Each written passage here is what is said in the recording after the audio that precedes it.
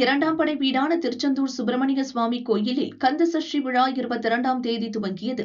விழாவின் சிகர நிகழ்ச்சியான சூரசம்ஹாரம் இன்று மாலை நடக்கிறது. இதனை காண உள்ளூர், வெளியூர், வெளிமாநிலங்களில் இருந்தும் ஏராளமான பக்தர்கள் கோவிலில் குவிந்த வண்ணம் உள்ளனர்.